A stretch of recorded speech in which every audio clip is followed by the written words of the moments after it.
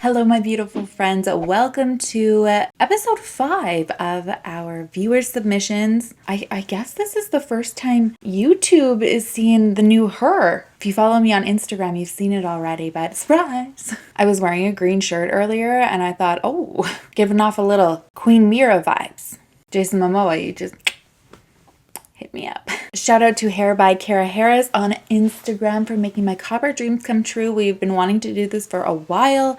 I have had copper hair saved in all of my folders for the past couple years since I saw A Star is Born, and we both said it at the same time at my last hair appointment how much we love the Star is Born Lady Gaga hair, and she made it happen. All right, enough about the hair. Let's get started. As always, thank you so much for the support on this series, and thank you everybody who is sending in everything daily to me. There's so much in my inbox that I'm considering doing either longer episodes or multiple episodes in the week. You let me know what you would prefer. All right, here's our first story, and there's a trigger word warning involving murder of multiple children. Dear Sherilyn, I will apologize in advance if I get any details wrong. I was 10 years old when I lost the innocence only a child has by feeling safe when parents that loved me and going to bed at night in a comfortable home, knowing I would wake up the following day and play with my friends, learn new things, fight with my siblings, hug and make up, and have parents that would tuck me in again at night. I lived on a street full of older two-story homes that all looked different, unlike neighborhoods today. Oh, I miss those days. We're all cookie cutter. There were mature trees and well-landscaped lawns. We would have block parties in the street in the summer, and the kids would decorate their bikes and put on skits for their parents and neighbors. Oh my gosh, you're just like unlocking so many memories for me right now. The neighborhood grade school was a few blocks away, and neighborhood kids would gather and play games,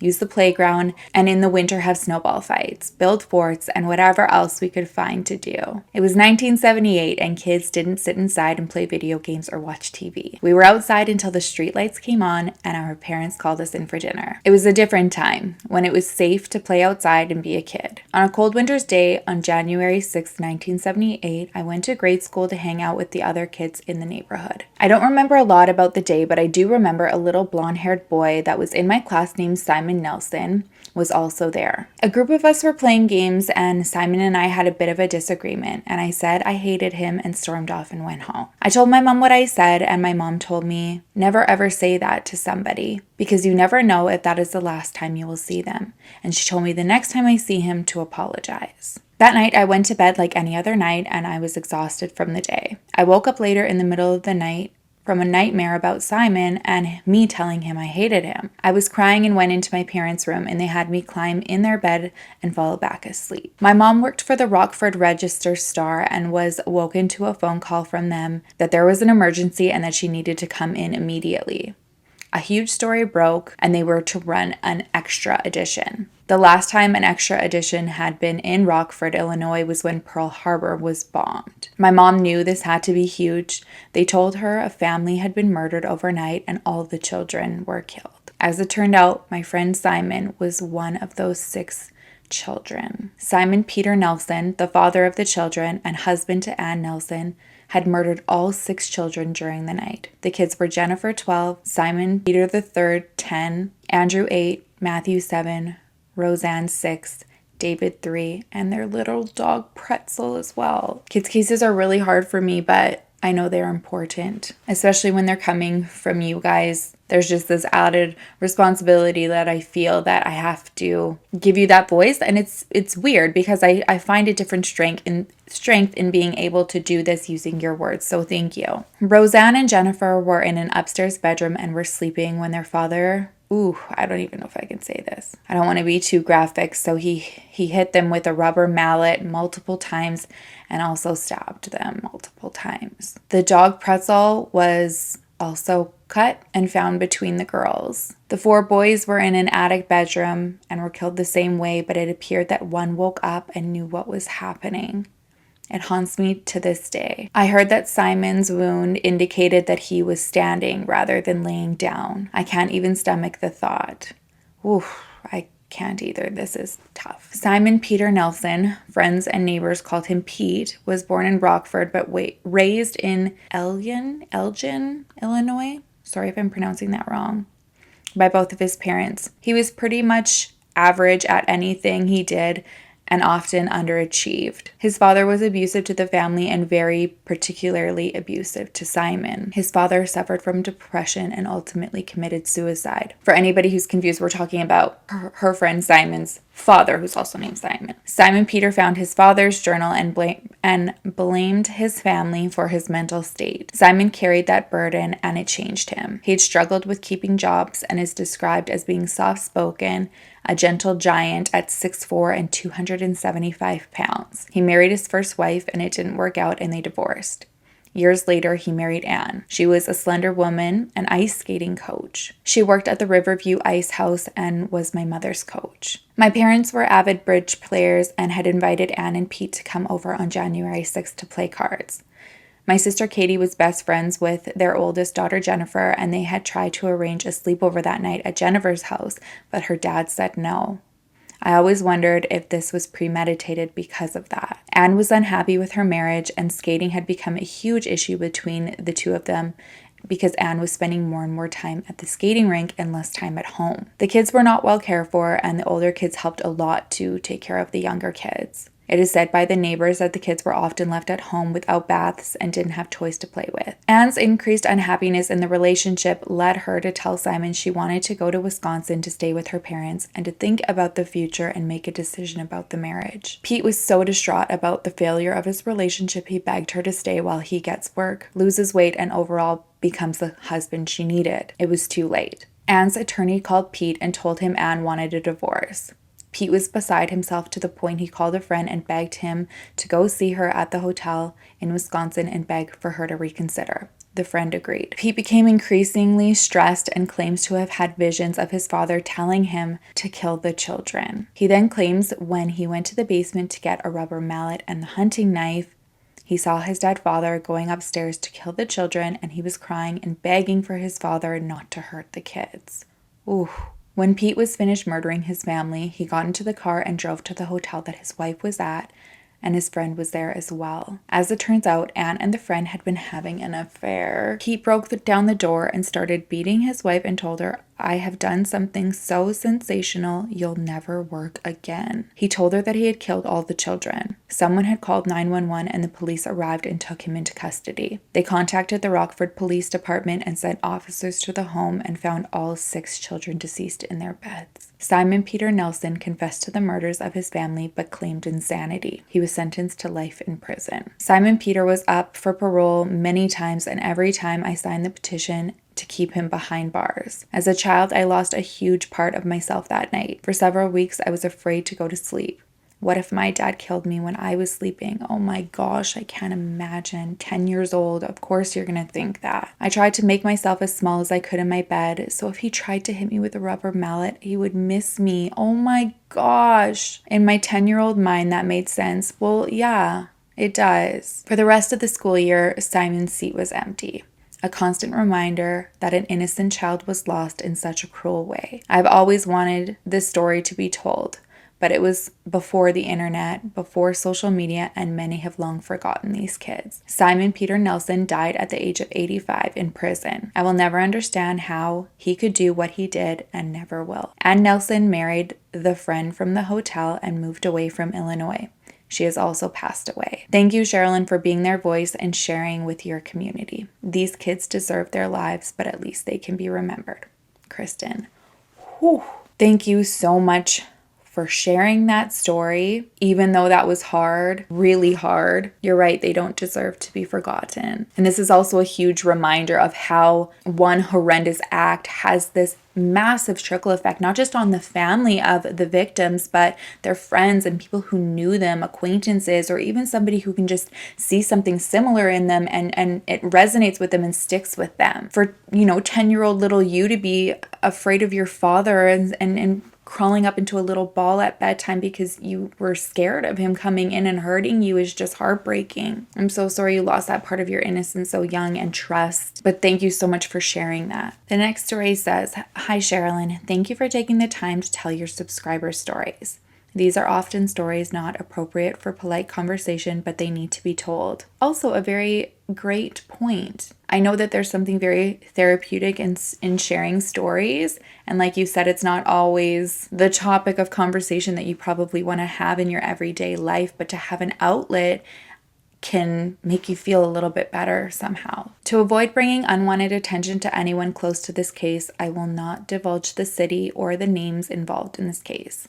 It's pretty brutal and very tragic. Over a decade ago, I was working in a very fast-growing, very young company in the downtown area of a small but expanding city. When I started, there were 300 employees, and when I left 4 years later, there were almost 1,000 employees. The majority of the employees were in their mid-20s to mid-30s, and being a sales environment, it was very competitive, but very fun. There was one slightly older employee on my best friend's work team who worked in the cubes beside me. He was a nice-looking, easygoing, quiet, but friendly man. He didn't have any friends at work, but no one disliked him or thought there was anything wrong with him. He just never shared anything personal about himself. One afternoon, I met my 2 work friends for lunch, and once we were seated, they both let out a huge, exhausted sigh. I laughed and I was like, wow, tough day, huh? They just looked at each other. I looked at them critically and was like, what? One of them looked at me and was like, we'll call him James. He's dead, and he killed his girlfriend. My stomach sunk as I drew in a huge breath. What? The friend continued. We were just told by our team leader this morning, and we can't talk about it because it's an ongoing case. I was like, oh yes, you're going to talk about it. They swore me to secrecy. My friend explained the cops had done a welfare check on him at our employer's request since he hadn't been to work in several days, and found him dead of a self-inflicted wound on his couch. Apparently, several days earlier, the cops had been to the home looking for his living girlfriend, whom he claimed he hadn't seen for days but hadn't reported missing, at the request of her parents when she hadn't showed up for work in several days. He said he didn't know anything about her whereabouts, but they had had an argument and she had left without telling him where she was going. He had been to work in the interim since her disappearance, but had eventually stopped coming to work. We had had a murderer working beside us on their team for several days, and no one suspected a thing. There was no change in him in his demeanor whatsoever. Over the coming days, we searched the headlines for more information on the ongoing case. After James's death, the police performed an extensive search of the home for evidence, and they found what looked like new construction, a new wall in the basement. Behind the wall, the police found a 96-gallon trash container with his girlfriend's body inside. The trash can was connected to the home's sewer system by PVC pipe and was then filled with livestock stall lime deodorizer and sealed with plexiglass and foam sealant. Oh my gosh. He had purchased these items as per a found receipt prior to the murder. Oh my gosh, so he was planning this.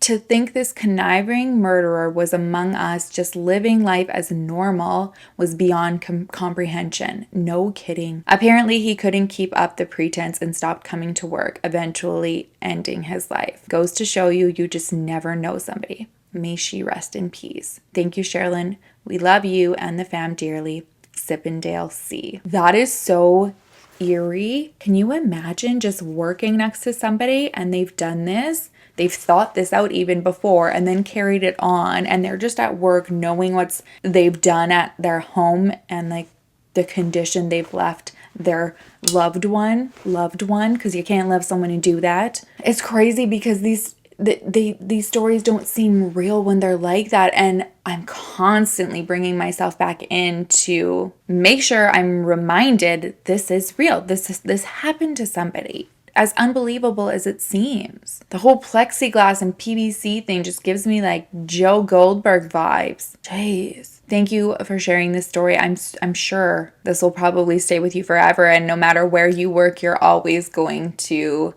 wonder who is working beside you. And now all of us will too. Our next story says, Dear Sherilyn, I've been a fan of yours from the beginning. I've always been drawn to true crime stories and the stories behind the crimes. You give the victims a voice, and I connect with that on a deeper level than a lot. That means so much to me. That is most definitely my goal, and it means so much when people see that I care so much about the victims and not just what happened, but all of the background information, good and bad. I listen to you as I go to bed, work out, Honestly, everything I do has your voice in the background. Oh my gosh.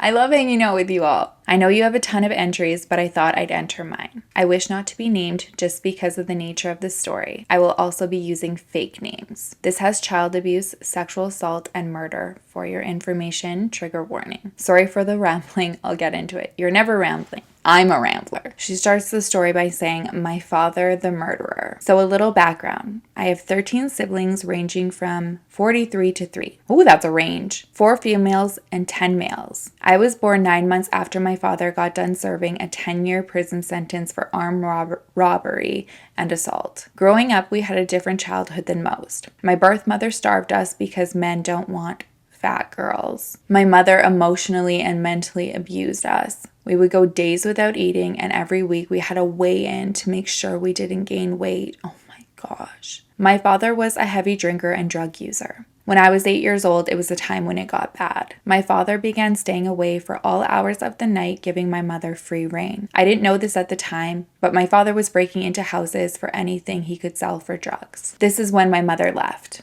We were starving and she went shopping and never came back. This turned our father's anger towards her to us. He became erratic and unpredictable, and I was at the end of the anger more times than I can count. But this was normal for us. We learned to apply makeup to the bruises and keep our mouths shut. When I turned 10 years old, I went into foster care. This is where I knew the way I grew up wasn't right. I was happy for 2 years. Then when I was 12, I was told they would give us back to our father. He was different, but it wasn't the good kind. He was quiet. It was the 4th of July and I was home alone with him. My other siblings had gone to a friend's house to watch the fireworks, but I was feeling under the weather, so I stayed home. Around 10 p.m. that night, he came into my room and told me to get dressed. We drove around for about a half an hour outside of the city, and we got to this old trailer out in the middle of nowhere. My father turned to me and said, "Lock the doors and take a nap." I dozed off and woke up to my father banging on the window for me to open the door. He was covered in blood. We went home and he didn't bring it up. 2 days later, as I was getting off the bus from daycare, there was a cop car and child protective service vehicles in front of our home. Turns out that night, my father murdered an elderly couple that he owed money to because they threatened to call the cops if he didn't get them the money. Oh my gosh. Brought you to this. He stabbed the man 12 times and the woman 7. Their 7-year-old son watched and called the police as soon as we left. We went back into the foster care. 2 months later, he gave up his rights to be our father.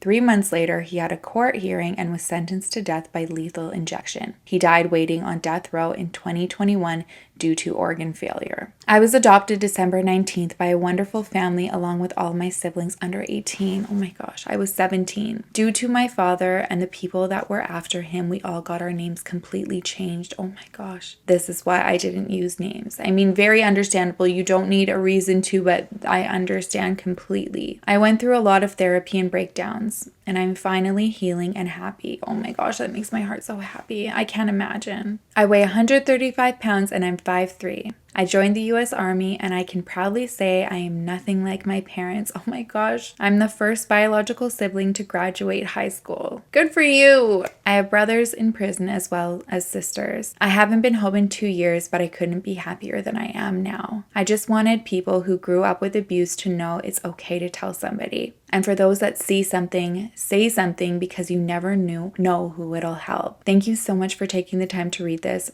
It means a lot that you're out here listening. Yours sincerely, a fellow Sippendale. Oh my gosh. It's such a sad and traumatic story that was your upbringing and this is what you went through. I mean, knowing that you were in a vehicle while this was happening, but the fact that you were able to just turn your life around and want people to know if they grew up in something similar, it doesn't have to define you. You can do something with your life and make it amazing. You can be the first one to graduate in your family. I'm so proud of you. Thank you so much for sharing this story. Okay, the next story says, "Hello.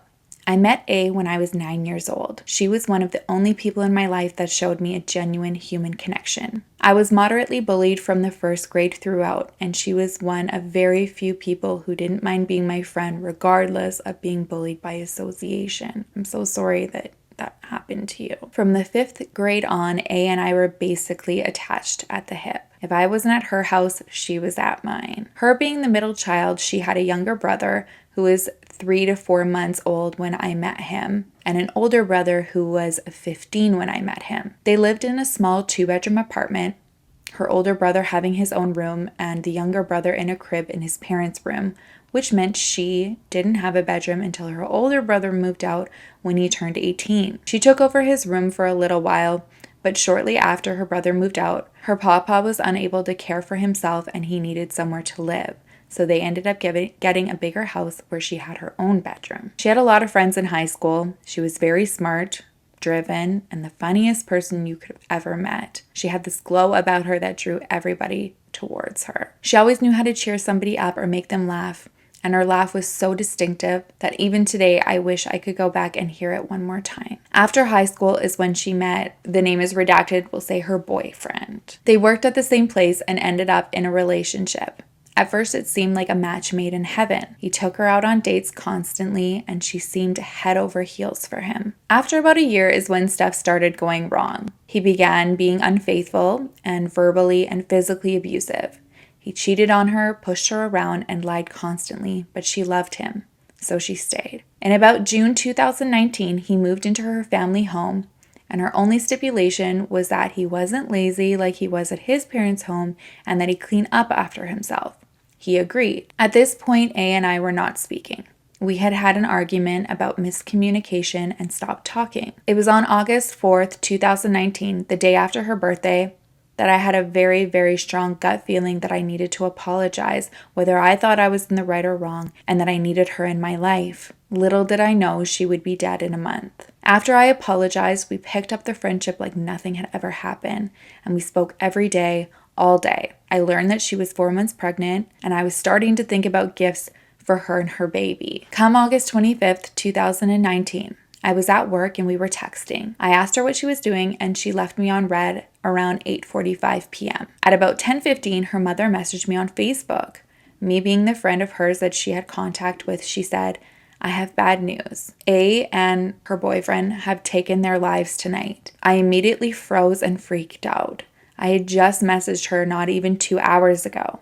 I texted her mother back saying, "I hope this is A playing a joke on me." As she has played a lot of practical jokes when we were younger, she said, "No, honey, I wish it was a joke. Here's my number, call me." When she sent that message, I immediately recognized it as her mom's number, and I hoped to God A was going to be the person on the other line, but it was her mom. She was at the police station. She said it had happened sometime between 8:30 and 9. And me having been left on read at 8:45 positioned me to believe she had stopped replying when it had happened. I asked her if there was anything I could do. She asked me to tell all of A's friends because she didn't think she'd be able to, so I did. Meanwhile, I couldn't get the double suicide scenario out of my head. Having known her for 11 years at that point, I knew she had previously had suicidal thoughts, even being in a local mental institution once, but also in my experience, she had always called one of us. She had always also left a note when she attempted, but there was no note. I stayed up the entire night wondering why there was no note. It wasn't until the day after that I found out that she had a group chat with a couple other girls, and she explained the whole thing to them. She didn't talk to me about her and her boyfriend's relationship anymore because she knew I hated him, and she had been confiding to a newer group of friends. She explained that they had gotten into an argument. She had asked him to do the dishes and he immediately refused and argued and started trying to say she was using her pregnancy as a handicap. Oh my gosh. Even though she was doing everything around the house to keep her parents from being upset that he was there, and she explained to the group that she was thinking about leaving him. We don't know the exact sequence of events, but what we assume is that she tried to break up with him that night because she had changed her Facebook status to single, and then he flipped out and went crazy. The last message she sent to the group that night was, "So-and-so is scaring me." And then she went silent. They asked what she meant over and over, but it wasn't until they saw my message the next day that they understood the severity. They went to the police station that morning and gave the messages as evidence, and a week later, it was public knowledge that he had had a mental break and had shot Alyssa in the back of the head twice before turning the gun on himself, thus making it a murder-suicide. She was my best friend. She was only 20 years old when she died. She did not get her future, and the baby that she was excited for didn't get their future either. I knew her for 11 years. I had planned my middle school dream wedding with her. I smoked weed with her for the first time, and I spent every waking moment with her from 5th grade when I met her all the way to when she died, besides petty arguments that were here and there. I miss her more than life itself. I lost her almost 3 years ago, and I still think about her and bring her up every day.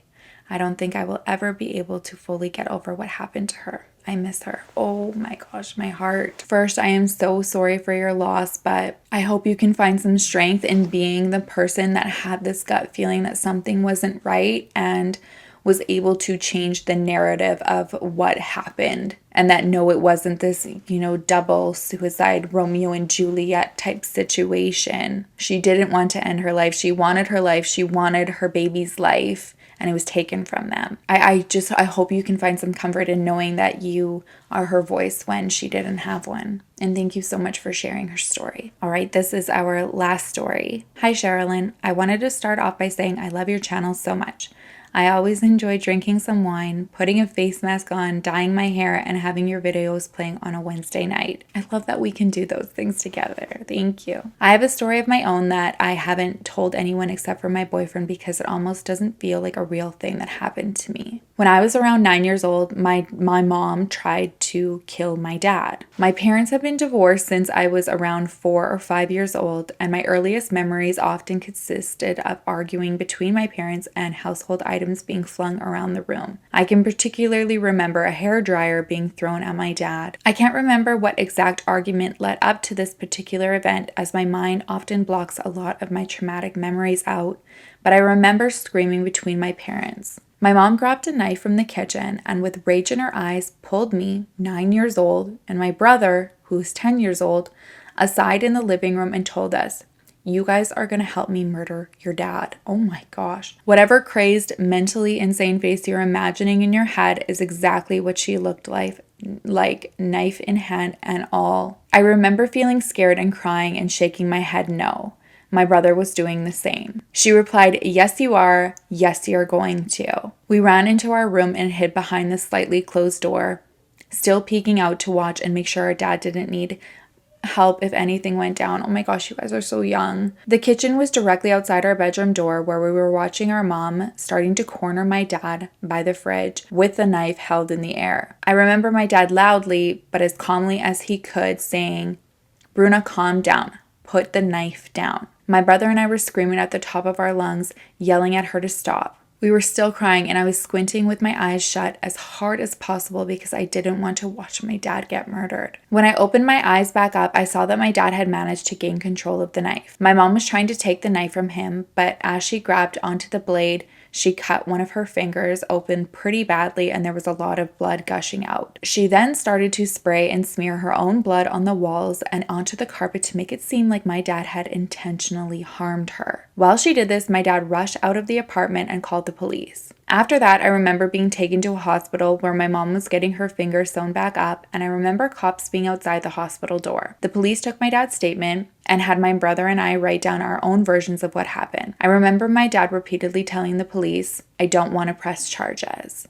and the cops replying, "It's really not up to you anymore." We returned to the apartment and I vividly remember scrubbing my mom's blood out of the carpet and off the wall. My mom went to jail for a while. I can't remember for how long, but less than a month or so, and she got a misdemeanor on her record. When she got out of jail, she was really bitter about the whole thing that she caused. She still had custody of my brother and I, so we still had to go live with her. However, it was hard for her to find housing on account of the misdemeanor. I remember for years after, she'd complain about my dad being the reason we couldn't live somewhere nice. She even tried to gaslight my brother and I, saying, if I tried to kill him, how come I was the one who got injured? If it wasn't for my brother confirming to me that what I remembered happened was what actually happened, I think her years of brainwashing might have worked. A few years later, my dad moved to Mexico very suddenly, without warning, and my mom managed to convince me to hate my dad. It wasn't until I was 14 and she dumped my brother and I on our grandma, claiming that she couldn't handle us anymore, that my dad came back. It was then that I realized the real villain was always my mom. There's a lot more trauma she inflicted on me throughout the years, as you can imagine. It wasn't until last year, 2021, that I completely cut her out of my life. She is truly a textbook sociopath, and I am glad to be healing and away from her. I am so glad you're healing as well. To end this off, if this ends up in a video, I just wanted to tell anyone dealing with a narcissistic or sociopathic mother that there is hope out there. I never thought I'd get away from her. I never thought anyone could love me if even my own mother didn't. But I am surrounded by people who love me now, including a wonderful boyfriend and other members of my family who actually care about my well-being. Blood is not always thicker than water, and you can make your own family, whoever that is to you.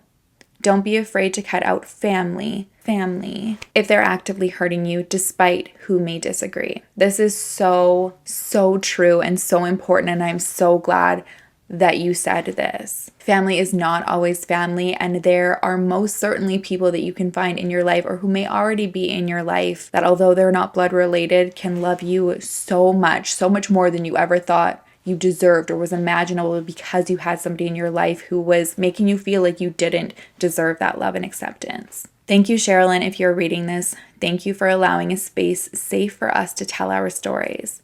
I think it's very healing for a lot of us to be able to get our stories out there when they're not always huge cases with media coverage. Another little fun tidbit about my mom is she always shamed me for being alternative and being intrigued by the more macabre things, like true crime, for example. So your channel has always made me feel very safe in a way I always wish my mom could have made me feel, in the way a mom should make their child feel. You really give me a lot of inspiration to be myself. You have no idea the impact you and your little community has had on my life. Much love, Mickey. Oh my God, I love you.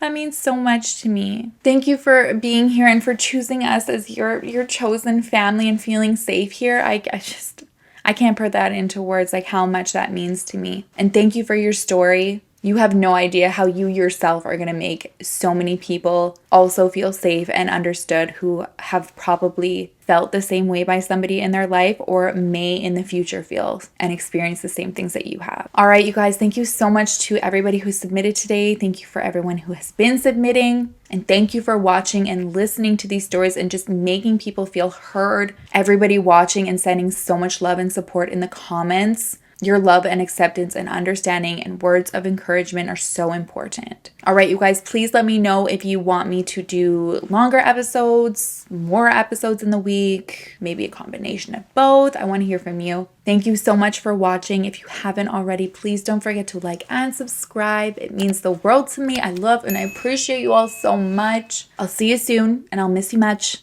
Love each other. Love yourself. Bye.